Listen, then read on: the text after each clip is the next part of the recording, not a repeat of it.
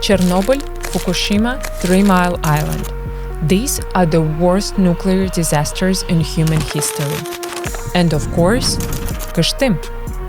That's right, Kyshtym, one of the biggest of them all, and the one that nobody ever heard of, except for the hundreds of thousands who died or suffered for decades after, indeed, to the present day. And it wasn't like there was just one bad guy, the Kremlin. There were many bad guys, dressed as bureaucrats, scientists, generals, corrupted police, and even CIA, the American intelligence agency, who could and should have spilled the beans, but chose to keep the secret instead.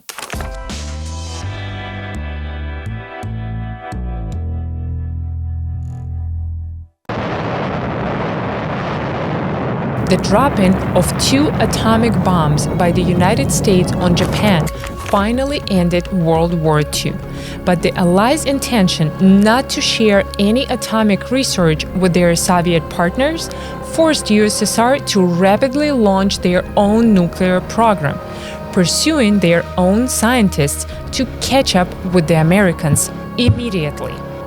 Failure to do so can mean the banishment to the Siberia or worse. Construction of a top-secret site began in a remote region of the Soviet Union.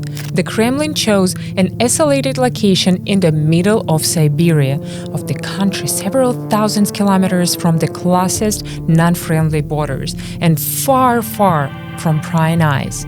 The government took over a huge tract of land in the Chelyabinsk region to construct the necessary complexes and infrastructure. An army of 70,000 forced workers and prisoners worked day and night for 3 years until a huge and complex plan finally began operating in 1948. This became the center of Soviet nuclear development, plant number 817, as it was called, and later renamed Mayak. Its sole purpose was to manufacture material for nuclear weapons and reprocess the resulting nuclear waste. The pressure from Moscow was unrelenting. Early success just demanded a more and more accelerated timeline from the top. Safety became secondary. Shortcuts were taken, procedures not followed, materials substituted, but it was still from this complex that the plutonium charges for the USSR first atomic bomb were shipped for weapons testing in 1949. Бомба сброшена.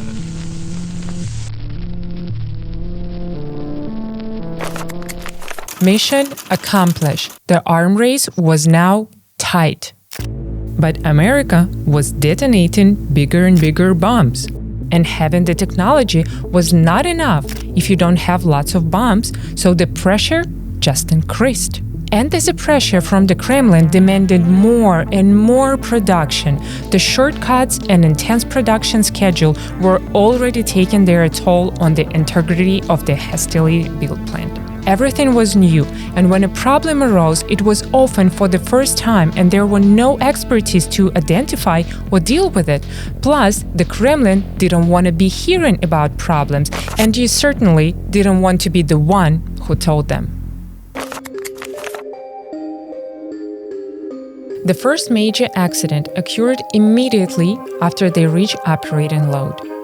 The nuclear production technology of that time was not perfect, and the Soviet knowledge base was several years behind the West. Construction materials used in the process started to destroy by the action of radioactive substances. Pipes leaked, glass vessels burst, wiring sparked and shorted out, gauges were inadequate or didn't work at all. Dust and radioactive substances were constantly being spread throughout the plant. Then, on June 19, 1948, the cracks literally started to appear. A malfunction of the process channel valve caused a shortage of cooling water in the center of the core. Alarms sounded across the site as technicals rushed to shut down the reactor. It was to take 40 days to remediate the incident. This prudent approach was not appreciated in Moscow. The Kremlin demanded that going forward, in order not to slow down the work of the strategically hugely important defense enterprise, no future shutdowns would to be tolerated, and all subsequent accidents would be dealt with while the reactor was constantly running. Official records show from 1948 to 1957, 6 major accidents occurred at the Mayak plant. That is 1 accident every year and a half. But there were probably many more lesser ones, never reported for the fear of the repercussions. In this early nuclear age, little thought was given to the disposal of radioactive waste by products produced by the reactor. Ignoring the concerns of the scientific community, it was decided by the bureaucrats to dump radioactive waste into nearby bodies of water. The Techa River flows next to the plant, so it was more than convenient that the first waste was simply poured into it. In the period from 1949 to 1951, 76 million tons of radioactive wastewater were dumped into the river. 124,000 people in coastal villages were immediately exposed to outsized levels of radiation in their food, in their water, even in the very air that they were breathing, and they didn't even know anything. They continued to swim in the river, water the garden, fish from the stream, milk their cows, and butcher and consume their livestock. The Techa River is still flowing, and its wetlands today detectors showed a radiation level of 500 microrangens hour, while normal background level 30 units, making it still one of the most radioactive places on Earth. Due to the severe radioactive contamination of the Techa River and the devastating impact of the hundreds of kilometers downstream, in 1951 a decision was made to temporarily dump radioactive waste into Karachay Lake, while a better solution could be figured out. The lake seemed ideal for this, since it was landlocked, that is, no water flowed out of it. Over a very short period of time, 150 million curies of radioactivity were poured into the lake. For comparison, this is approximately three Chernobyl accidents in one. When the lake partially dried up years later, dust from radioactive waste formed in the shores. This dust was picked by the transcontinental winds and driven across the USSR and beyond. It was only in 1953 the authorities realized that dumping waste into water bodies was unreliable and short-term solution, so they decided to build a storage facility consisting of 20 concrete containers near the plant. They were called the banks of internal storage. Hundreds of tons of radioactive waste were pumped there to infinite storage. The construction process for this storage facility involved the following steps. First, a pit was excavated with a diameter of approximately 18-20 meters and a depth of 10-12 meters. Reinforcing bars were securely fixed at the bottom and along the walls at frequent intervals. Concrete was then poured to fill the entire pit area. As a result, the concrete walls had a thickness of around 1 meter. Next, the waste containers were carefully placed inside and now had concrete structure. A dome-shaped roof was constructed over the top opening. After that, an additional layer of concrete approximately 1 meter thick was poured over the dome to form a solid lid. Finally, a 2-meter thick layer of earth and soil was placed over the entire concrete structure, providing further shielding and protection. This multi-layer design aimed to ensure the safe long-term storage of the waste materials contained within the facility.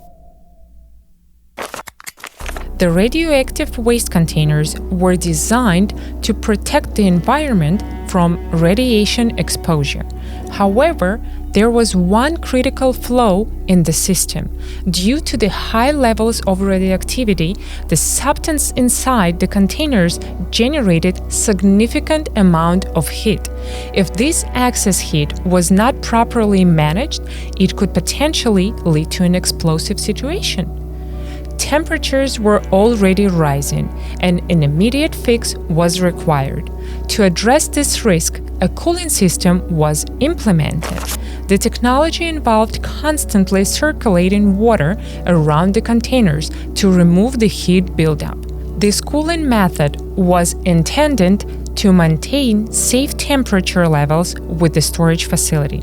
Unfortunately, in 1956, the piping system developed leaks, causing the cooling process to fail. Instead of immediately repairing the system, the decision was made to simply turn it off completely. For an entire year, no action was taken to fix the malfunctioning cooling system. During this extended period, without proper cooling, the radioactive waste continued to generate heat unchecked. This heat buildup caused highly explosive salts to concentrate within the containers. The very situation the cooling system was designed to prevent had now become a reality. An explosive threat was looming due to the failure to maintain the critical cooling process. On September 29, 1957, it was a warm and sunny day. Around 4 o'clock, the employees saw yellow smoke coming from the storage facility, thought that the wiring was on fire, and sent a repair team there. The repairmen examined the wiring and ventilation. Everything was normal. But they noted that it was very hard inside, and they noticed a strange gargling sound.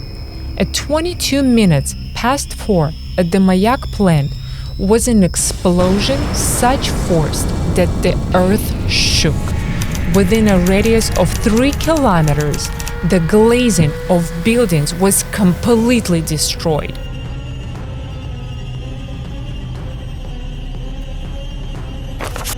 At the first moment, I thought that an atomic bomb had been dropped on our plant. But at the same moment, the thought flashed through my mind that with an atomic explosion, there should be a strong glow. But here, it was completely dark. So I realized that it was not a bomb, but something associated with our smoke at the complex. The explosion completely destroyed tank number 14. A crater formed in its place with a depth of about 10 meters and a diameter about 20 meters. The sheets of the tank body scattered to a distance up to 150 meters. The concrete cover, with the weight of 160 tons, was thrown into the distance of more than 20 meters. But the greatest danger was not the explosion itself, but the waste that was expelled from the container. About 20 million curies of radioactive substance, of the form of aerosols and gases, were released into the atmosphere to the height of over 1 kilometer from the container. For comparison, 19 times more was released in Chernobyl, but at the same time, in the Urals, there were more long-lived elements, strontium-19 and cesium-137, the half-life of which is about 30 years. This makes the accident at Mayak the largest in history after Chernobyl and Fukushima. The radioactive cloud released by the explosion did not dissipate harmlessly. Instead, it began to drift northeast, contaminating everything in its path.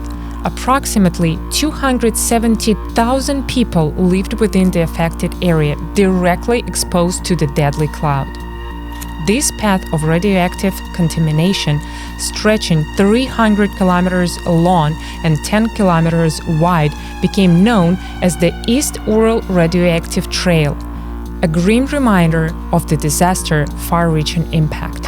In an attempt to cover up the true cause of the incident, the authorities invented an amazing story.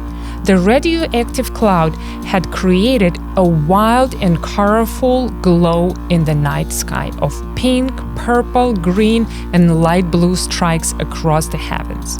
To explain away this unsettling phenomenon, a week after the explosion, the local newspaper published an article attributing the unusual illumination to the rare appearance of northern lights in the region. Last Sunday evening, many Chelyabinsk residents observed a special glow in the starry sky. This glow, quite rare in our latitudes, had all the signs of the polar lights. In the immediate aftermath of the explosion, the consequences were not promptly addressed. Instead, chaos ensued at the Mayak plant, as the full extent of the disaster remained unclear. It was not until after 8 p.m. that reality set in. A container at plant number 25 had experienced a catastrophic explosion. However, even then, the gravity of the situation was grossly underestimated. Around 11 p.m., a dosimetrist responsible for radiation monitoring at the reactor plant arrived on the scene. After a casual assessment, he declared that the radiation levels at the plant and surrounding areas posed no significant danger. With those reassuring yet misguided words, he swiftly departed, leaving the true hazards unknown. The initial confusion and lack of immediate recognition of the severity of the incident allowed precious time to elapse without the implementation of necessary safety protocols and emergency response to measures. The delayed reaction to the Kyshtym disaster would ultimately make the impact many times worse than it should have been, as the radioactive contamination continued to spread unchecked in the critical early hours following the explosion. But soon, the overall picture became clear. At a distance of 100 meters from the explosion site, the dose of rate of gamma radiation exceeded 25,000 times normal background levels. A kilometer away, it was still 2,000 times safe levels. Because of its sticky nature, many industrial buildings, as well as steam trains, carriages, concrete and railways, and much more were contaminated. A headquarters was created to try to remediate the consequences of the accident. A map of radiation contamination was complete, and teams were organized to clean up and monitor levels in equipment, premises, and roads. One time bomb may have gone off, but several others were still ticking. 19 other identical tanks were not only in the same condition as Tank 14, but many had also been damaged in the explosion and could also detonate at any moment. Lacking any previous experience of the problems they were causing, it was decided to drill holes in the concrete tanks through which water could be supplied for cooling. To assess the level of radiation, a senior dosimetrist technician and a deputy chief mechanic of the plant went to the source of the fire on a T-34 tank. The radiation background was enormous. It was simply impossible to work near the storage facilities for more than 2-3 minutes. 400 soldiers were brought to the site, who were hastily trained in drilling and sent to work in the accident zone. Meanwhile, the plant continued to operate. It was impossible to stop the strategically important reactor. The arms race with the USA is still ongoing. A secret army was involved in the works to eliminate all traces of accident. Military personnel, factory workers, prisoners, and asylum patients. But the locals, indeed the rest of the Soviet Union, were not told what happened. The radiation exposure was not limited to the plant workers and nearby civilians. The internal troops guarding the facility and the prisoners housed in a nearby camp were also caught in the path of radioactive fallout. According to official records, more than 1,000 soldiers from the internal troops were exposed to radiation during the incident. Of these, a staggering 63 soldiers received dangerous doses ranging from 10 to 50 roentgens. That's between 10 and 100 times the maximum safe level in a year, all at once. In a misguided attempt and decontamination, the exposed soldiers were simply instructed to spend several hours in sauna, where they were told to thoroughly wash off the radiation. Tragically, this approach was counterproductive, as the hot steam room caused their pores to open, allowing radioactive particles to penetrate even deeper into their bodies. The nearby Gulag prisoner camp was also blanketed by the radioactive fallout. The gamma radiation levels were alarmingly high, with a loaf of bread in the dining room registering 50 microrengens per second, and areas outside the camp reaching several thousands microrengens per second. To evacuate the prisoners, they were lined up in columns and made to walk on foot out of the contaminated zone. Upon exiting, they were ordered to undress and enter two large tents. In the first tent, radioactive dust was hosed off their bodies using fire truck water cannons, while in the second tent, they were provided with the clean clothing. After this very basic decontamination process, the prisoners were transported into the groups to neighboring prisons. Their exposure to a deadly radiation, a grim reminder of a far-reaching consequence of the Kyshtym disaster.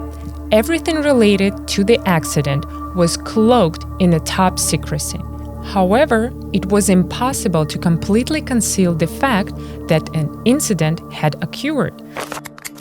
CIA documents revealed that the local population of the Chelyabinsk region was at least aware of some kind of explosion had taken place within a military facility, giving rise to corresponding fears and concerns. Back in the United States, intelligence services received information about nuclear accident in USSR, but this information was not released for many years. Driven by a lobby of military and nuclear scientists who understood that disclosing such an incident could discredit not only the Soviet Union, but also the very idea of nuclear weapons itself, the news were kept a secret. The arms race with USSR is still ongoing. And so, the full extent of the disaster and its implications remained closely guarded secrets, as the superpowers thought to protect their respective nuclear ambitions amidst the ongoing Cold War tensions. The first measurements of contamination in the nearest settlements, which were smothered by the radioactive cloud, revealed the grave severity of the situation. It is important to remember that this deadly cloud of radioactive dust stretched for an incredible 300 kilometers. In total, 217 settlements with a combined population over 270,000 people were impacted by the radioactive fallout. However, only 23 villages, no more than 10,000 residents, were included in the designed resettlement zone. The process of evacuating and relocating the affected residents took approximately a year and a half, finally concluding by the end of 1959. Refusal to comply with the eviction orders was not an option. People were forcibly removed from their homes, literally stripped of their belongings. They were ordered to leave behind clothing, livestock, and even personal items, as every little thing was contaminated with radiation. The villages left empty after the resettlement were essentially erased from existence. Houses, personal property, food warehouses, and all other sites of the former communities were completely destroyed by bulldozers. Livestock was slaughtered and buried. Fields were plowed, and anything that could have been potentially salvaged or used by the displaced residents was destroyed.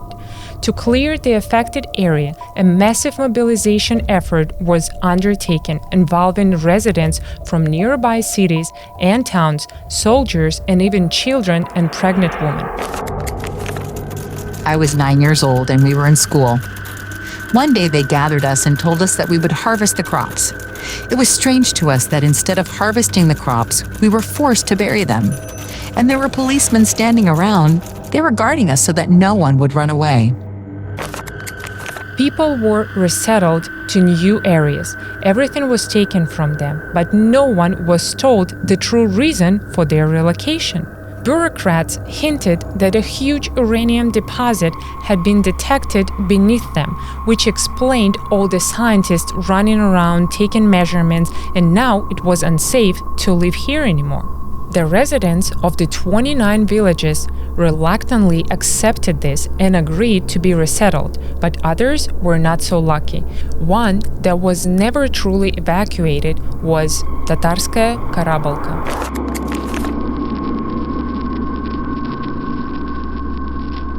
Located 50 kilometers northeast of the Mayak plant, it stood directly in the path of the radioactive cloud. In 1957, Tatarskaya Karabolka was a thriving market community with a population of nearly 5,000 people.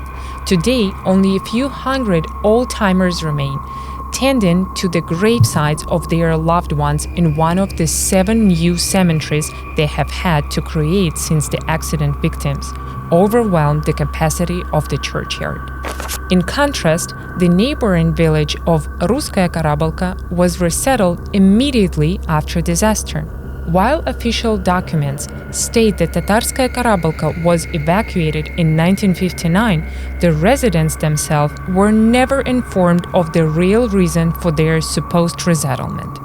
It was not until the late 1980s, after the Chernobyl disaster, that they learned about the real cause behind their evacuation. Tragically, many residents of these affected areas were never officially recognized as victims. This meant that they could not claim benefits or special government assistance, typically available to those impacted by such catastrophic events. Despite the illness, disabilities, and hardships they endured as a result of the radioactive contamination, they got nothing. The case of Tatarskaya Karabolka highlights the stark reality faced by countless individuals caught in the wake of the Kyshtym disaster, a reality marked by displacement, lack of information, and a denial of the support and recognition they deserved as victims, as one of the world's worst nuclear accidents. Throughout the Chelyabinsk region, mortality increased sharply. Entire families died out. Birth defects became common. And so, in 1996, in the Kyshtym area, the mummified remains of a strange and gruesome creature were found. It was about 25 centimeters tall, had a very elongated head and unusual body structure. At first, it was thought that these were possibly the remains of an alien, later called the Kyshtym dwarf, but the locals knew the truth already. Birth mutations in both livestock and humans had been commonplace. When scientists examined the dwarf's DNA sample and determined that it was a human miscarriage with congenital deformity syndrome. Беспороговые или стохастические вероятностные эффекты, а именно генетические нарушения, лейкозы и опухоли, мутагенное и тератогенное действие на плод, возникают при малой дозе ионизирующего излучения. Мутации в соматических хромосомах у плода приводят к врожденному уродству. Possibly male, the locals called him Alyoshenka. His remains were quickly lost by officials, but multiple photographs taken upon his discovery means that he, unlike the others, has not been forgotten.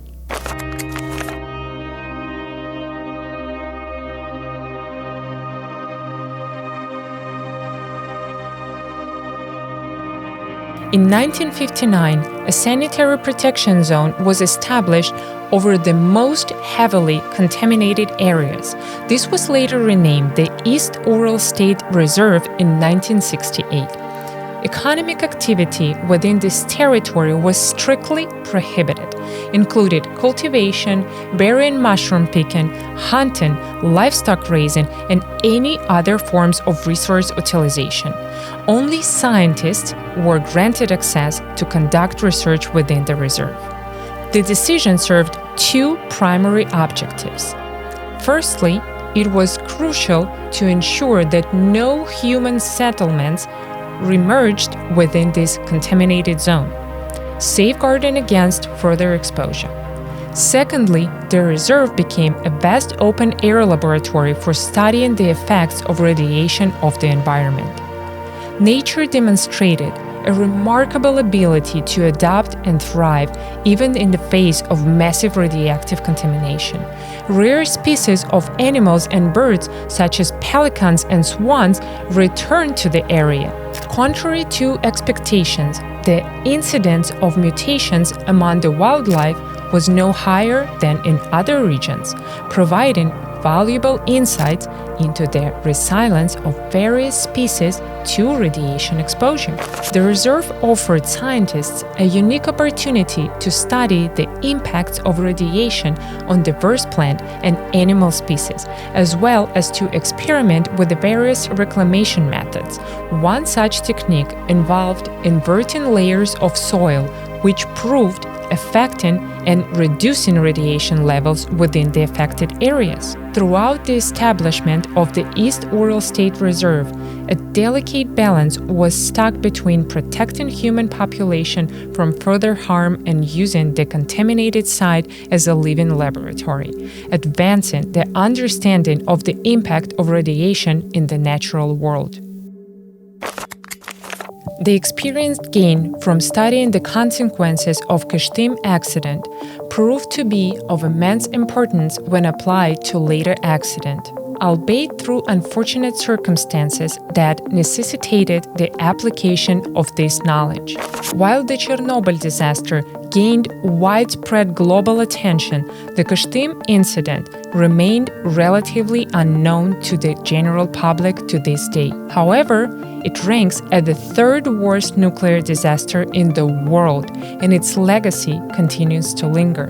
The population in the affected regions still struggle with the enduring consequences of this catastrophe, a harsh reality shared by communities impacted by the other 22 major nuclear accidents that have occurred worldwide.